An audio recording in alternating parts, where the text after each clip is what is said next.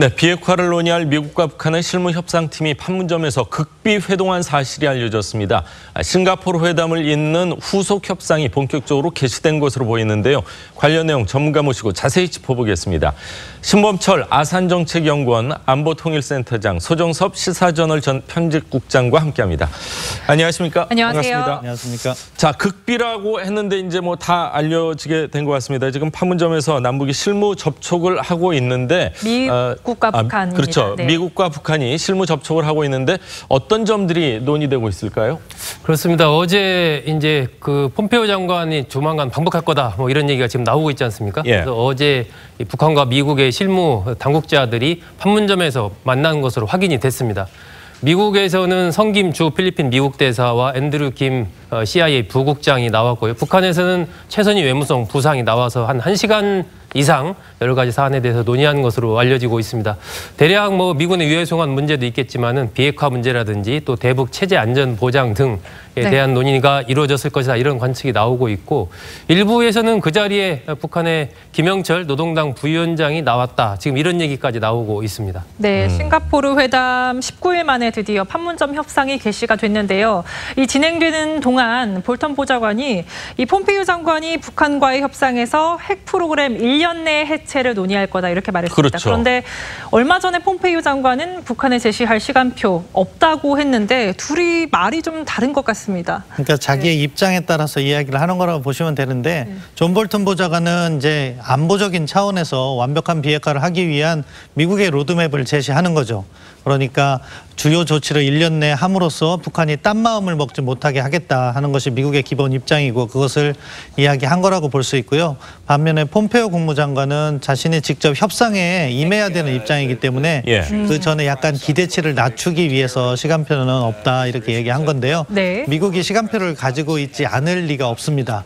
이것을 협상을 제대로 하려면 전체적인 기간과 주요 조치에 대한 로드맵이 있어야 되기 때문에 그 부분을 미국은 갖고 있다고 보는데 이제 폼페이오 국무장관이 북한에 가서 구체적으로 그 시간표에 합의를 해낼 수 있을지 하나의 관전 포인트라고 볼 수 있고, 만약에 그것을 해내지 못한다면은 그 아래 단계에서 어떤 것을 먼저 얻어내야 되는가 하는 우선순위의 문제가 또 미국도 고민을 하고 있을 거라고 생각합니다. 네, 볼턴 보좌관이 1년 내 해체 이렇게 못 박은 이유, 근거가 있을까요? 기본적으로 예전부터 프론트 로딩 방식이라고 해서 북한이 가지고 있는 핵무기와 핵물질을 먼저 제거한다.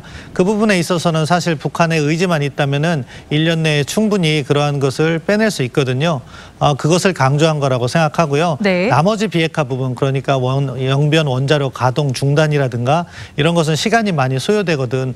거기 때문에요. 그런 부분에 있어서는 어떻게 보면 시간이 걸린다는 것을 인정하고 먼저 할 수 있는 일을 1년 내에 하겠다 하는 볼턴 보좌관의 의지를 밝힌 것이다 이렇게 보시면 될 것 같습니다. 그렇군요. 그럼 구체적으로 1년 내에 할 수 있는 건 뭐고 좀 장기적으로 봐야 될 건 뭘까요? 1년 내에 할 수 있는 것도 해야만 하는 것은 북한이 갖고 있는 핵능력의 요체를 빼내는 것인데, 그것은 북한의 핵탄두 그리고 핵물질 그리고 미사일 주요 부품 이것을 모두 빼낸다면은 그 다음에는 북한은 핵무기가 없는 상황이 됩니다.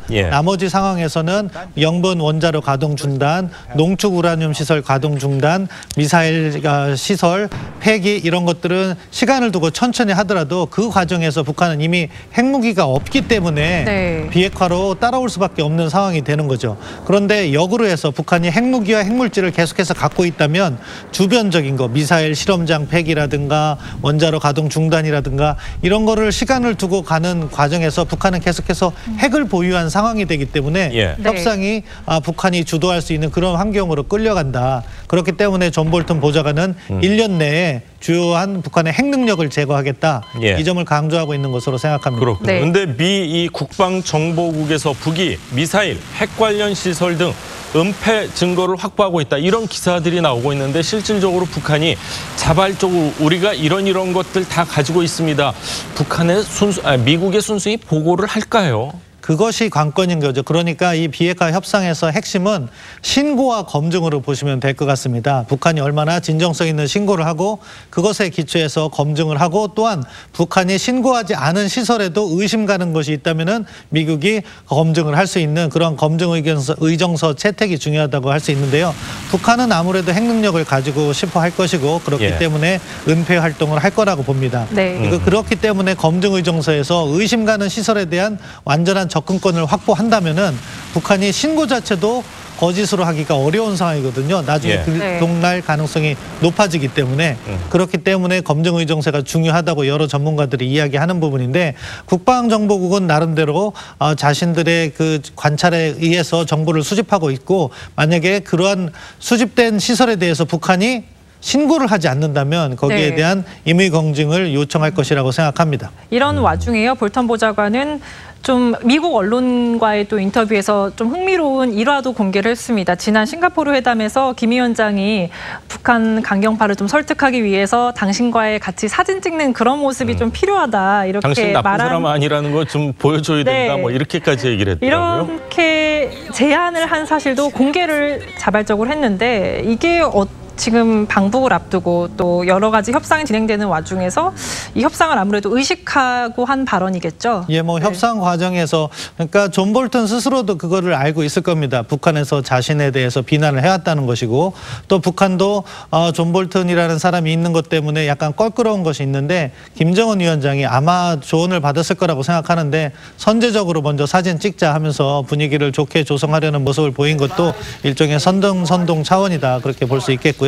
아무튼 그러한 부수적인 것보다는 핵심, 핵무기와 핵물질에 관련해서 얼마나 진전 있는 합의를 이끌어내오는가 이번 폼페이오 장관의 방북 매우 중요합니다.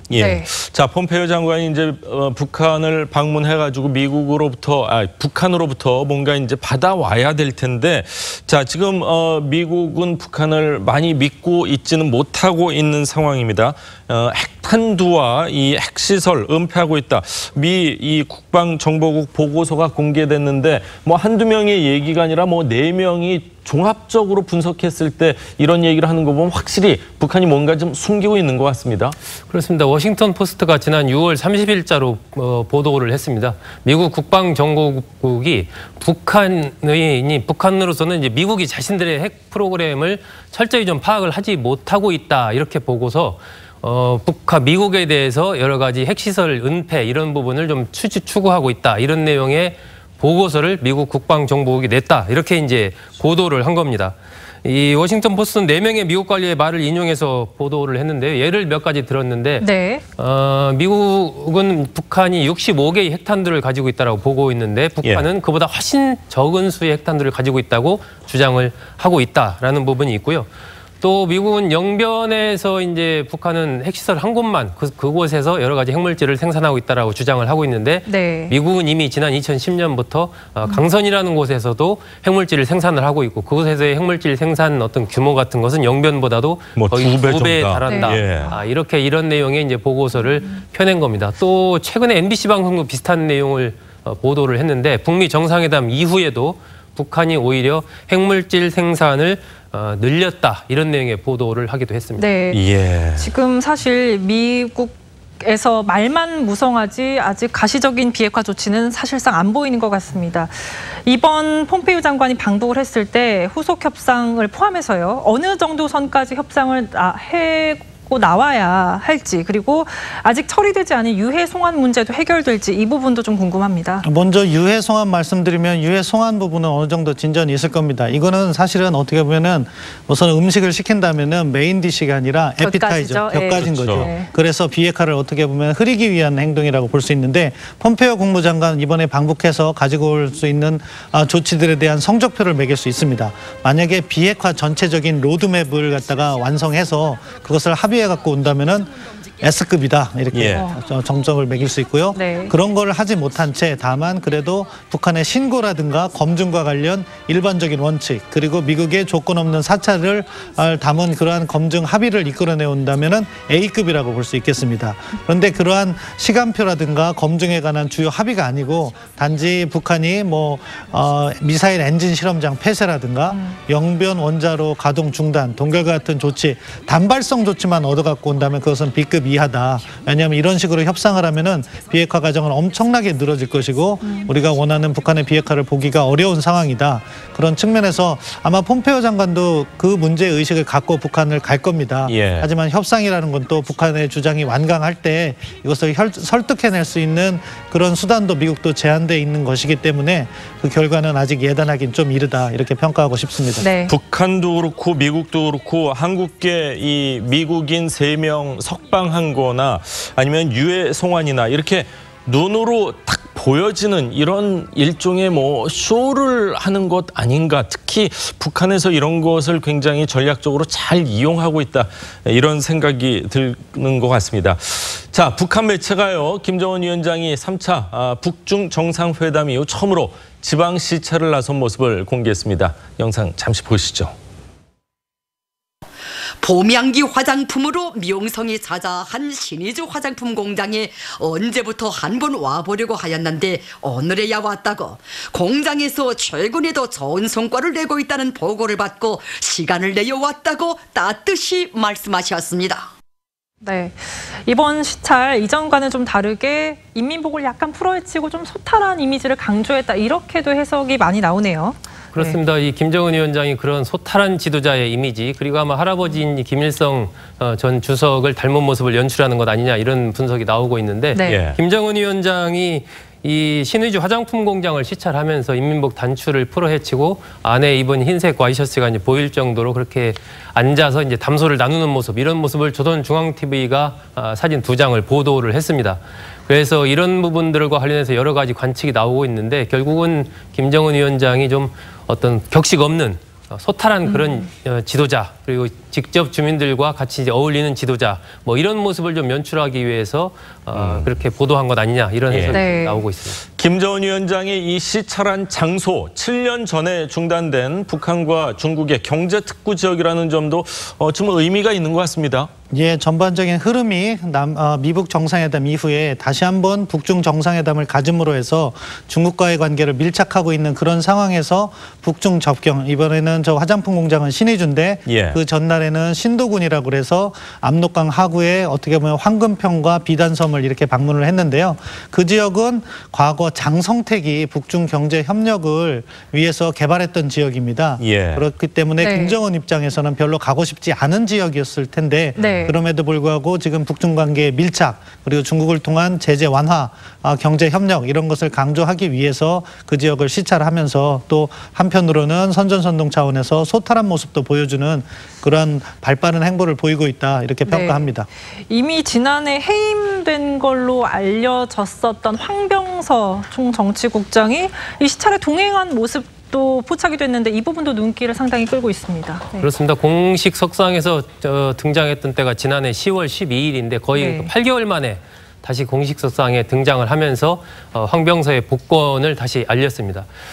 김정은 위원장이 지난 30일 비단섬 평안북도 신도군을 방문했을 때 갈대공장 등등을 시찰을 했는데 그 자리에 황병서 전 군 총정치국장이 이제 동행을 했다라는 사실이 이제 보도가 된 겁니다. 그러면서 이제는 황병서 전 군 정치국장의 복권이 이제 임박한 것 아니냐. 그리고 사실상 최룡해 노동당 부위원장과의 이제 다시 투톱 체제가 조만간 다시 복원되는 것 아니냐. 지금 이런 또 해석이 나오고 있습니다. 자, 이번 주에 이 폼페이오 미 국무장관 평양을 방문할 것으로 보이는데 과연 어떤 좋은 선물을 갖고 올지 아니면 또 저번처럼 좀 실망하게 될지 한번 지켜보도록 하겠습니다. 오늘 그 신 박사님 말씀은 여기까지 듣겠습니다. 감사합니다. 고맙습니다.